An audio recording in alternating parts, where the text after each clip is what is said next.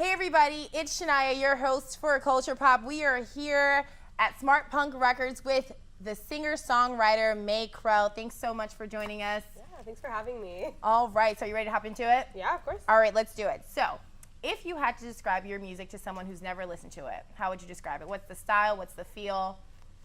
What would you say?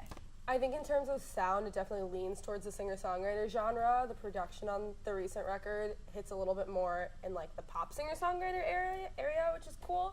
And content-wise, it's definitely super personal. It's raw. It's honest. It keeps that singer-songwriter feel, which I really love. Awesome, that's dope. So 2019, a new year. What are some of your goals for this year, whether they be in music and photography? Well, Happy New Year. I'm stoked. Yeah, I mean, I'm working on demoing new stuff for a new record, so the hope is to kind of get maybe a Monsters acoustic out between that as well. We recorded an acoustic version of the track, which will be fun, I think, and then work on that new stuff. I don't know if it's going to come out in 2019.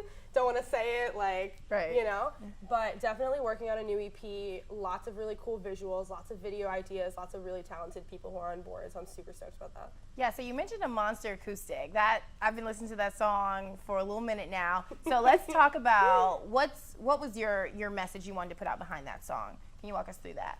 Yeah, the interesting thing is that it was one of the first songs I ever wrote, so I wasn't thinking about putting out music. I wasn't thinking about really anything around that when I wrote it. I was with my family on like a short vacation, and I like was out in the car because I didn't want to go in with them to where they were, and I was like looking at the sky and like thinking about stuff because I was like not in a great place. And the kind of line, that pre-chorus, that found their way out from under my bed and crept straight into my head, like popped in, and I just wrote it down. And then the whole song just formed around it really, really quickly. And I think with putting it out and recording it and choosing for it to be the lead single on the record, it was more just to have people know they're not really alone and that stuff does go away. Because now I sing it and I have to get myself into that feeling. I don't really feel like that all the time anymore, which is a really cool spot to be in. Right, but I'm glad you were able to, put that into a song, and it's relatable for so many people. So many people feel that way. So when it comes to, your music and your style, who's some of your biggest influencers? I think if you go back I think lyrically and actual like genre-wise influences differ for sure. Okay.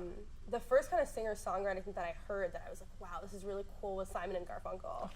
I grew up listening to them. I love their stuff. And then the first gig I ever saw was Ed Sheeran. It was in his Plus era when he was doing like full loop and like acoustic. Uh-huh. And I was like, this guy is like this is what I want to do. Like he was the first time that I kind of like realized I wanted to do that. And then like I love Bowie. I grew up listening to Nirvana and Pink Floyd and Elton John and kind of like all of those greats in all those different areas. And so I think there's just an influence that comes from everywhere. Okay. And last year you released your EP, Anabasis. Yeah. Did I say it right, y'all? Yeah. Okay, so can you tell us a little bit about your EP and what does the word mean? Yeah, so anabasis is Greek, and like in a literary term, it means like a rebirth or like a rise from the death or from an underworld or from a hell. And the songs on the record are ordered in a way to represent that growth. So it starts with like the kind of the sadder ones, and it goes into a little bit more hope, like going from the dark places to finding a little bit of light, which was a really important concept for me to be able to push.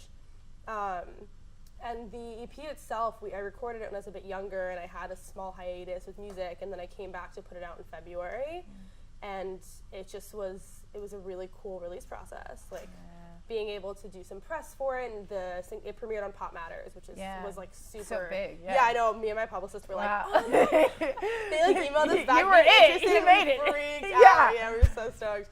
And then the tour for it too. It was a really, really fun release cycle, and I'm excited to get into another release cycle similar. Yeah, so let's talk about the tour. 6 weeks? 8 weeks. 8 weeks. 8 weeks. Okay, 8 weeks. So tell me where you went. What was that experience like for you? Being young and touring. Yeah. We had our first show in Jersey because I live in New York, so we kind of started out, and then we went all the way. We kind of went south on the way over. We got to the tip, the southern tip of California, went up the coast through like Oregon and Washington. Well, we just played in Seattle, and then we kind of went all the way back. Ryan Casada, who's like the best, he headlined the West Coast dates, and so we kind of reached the West Coast, stayed with Ryan, had our dates, that kind of leg with him, and then headed all the way back to New York City. It was 36 shows, I want to say. Wow, that's incredible. Including the New York gigs. And it was quite the experience, and it was incredible. I miss it, you know, it was so much fun. Even though you don't really know where you're going to sleep, all the like, technical stuff. The technicalities, don't worry about that. But that's awesome. It's all about the experience. I think I want you to tell me about those last, few shows you had back home. So talk about those. What was that like? You just did 8 weeks of touring in all these different places, but bringing it back home and having your fans there. What was that like? Yeah, we decided we wanted to end off the tour in New York as opposed to starting it off, which is a lot of people will do their kickoff in their home city. Right. But we thought it would be cool to come home after 8 weeks to like our friends, our family, and our local fans to be able to like put on this really special show. Also, after having that practice of playing every night for so many weeks, we decided to do like kind of a DIY thing. So we used like a living room. And we sold like really cheap tickets and did like 40 people in the living room of this like apartment in Midtown. Like had our tour manager stand at the door and check off names, like as if it was like a party or something. But that's unique. Like who does that? Like nobody does that. Yeah, it was cool. And then we had our little merch set up on the side, and we got to just kind of like hang out and be like, yeah, we have these shirts left over. We have some stuff. Just like let's like hang out. And I got to like I played through all of Anabasis in order, and I played the new stuff that I have that's not out yet. I played some covers. Like we really did like a full solid long set in the order that it was meant to be in, which was really cool. That's awesome. They got to see a little bit of personality and get to know you, you know, in a small setting like that. Right? That's so much fun. Stop it. So I want to switch gears a little bit and talk about the rise of SoundCloud and YouTube and how artists really get their YouTube music and how artists really get their start, you know, on those things. How's that affected your career? I haven't done as much with YouTube as I'd like. I'm definitely kind of gearing more into putting stuff out on YouTube now with like covers and kind of starting to record. I put my first like covers on SoundCloud when I was like 15 and had my little like blue mic in my bedroom plugged into my laptop, and I was like covering like the 1975 like, chocolate with like the 3/4 covers, guitar. Yeah. So I think but SoundCloud was, I mean, I didn't have a big following on there, but it was the first time that people who didn't know me were like, this is cool. Yeah. And I was like, wow, like this might actually be like, people think this is cool. Right. Like maybe my voice is good. Like maybe I should kind of like try this. It was a really cool start.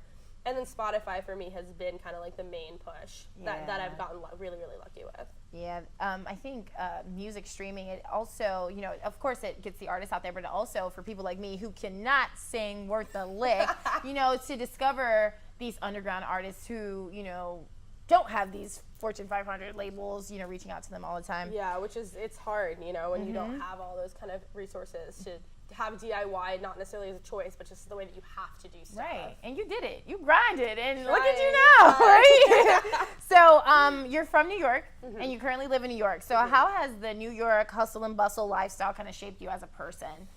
Both my parents aren't from the U.S., so I grew up like in Hell's Kitchen in Midtown, which when I was growing up was like all immigrants, all these kids who spoke different languages. We would just like some of my friends, I didn't even know what they were saying, but it was fun, you know, when we were kids. Right. And so I kind of grew up, I felt like I got a really New York experience. Like I grew up in a building that was like an old landmark, and we could like go off like the second floor ledge and like see the like ball drop on Times Square if we like climbed onto our neighbor's fire escape and the adults held us. Right. You know, it was a really New York way of being raised.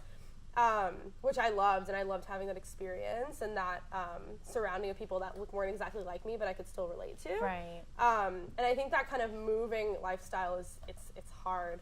I mean, like my brain is just constantly like, what about this? What about this? What are you doing next? And I need to remember to breathe, which is hard. Yeah. Forget that in New York. Right. You know how to breathe. Right. But I mean, it's worked out. And you're also talking about constantly on the go and doing so many things. You do a lot. You have your magazine, you have photography, you have your singing, songwriting. How do you find time for you? I think the stuff that I do is me. I think that's kind of where it's come in. Like I have my like day job also, and then I do freelance photo stuff, which I think is fun, and it's also my way to see live music, and it's also a way that I make money and that I really enjoy. And then when I play shows and when I record and when I'm writing, like that's me. Like I don't need to like take a break from that. Like 8 weeks on tour, and I felt like I could continue another 8 because I was just, I mean, it's hard work and you're working around the clock, but it's just so much fun. You know, it's worth it. So. Yeah, you found your why, and that's what makes it worthwhile. And then lastly, what can we expect from you in the next year? What's 2019 have in store for you? Monsters Acoustic, for sure. Yes. Which, the record, we recorded it when I was younger, for sure. And if I look back at it now, I would have definitely wanted to do it in more of a stripped down sense. So we recorded this like kind of new acoustic, just like up at like Purchase College with a friend of mine's friend, and put like a little bit of strings on there, just like very bass acoustic stuff recorded in like less than a day. And I'm stoked to put that out. And then hopefully we'll have teasers and some of the beginning content of the new record coming out by the end of the year. Yeah, well, I'll definitely be looking forward to it. Thanks so much, Mae. We appreciate having you here. Guys, we will see you back in just a minute.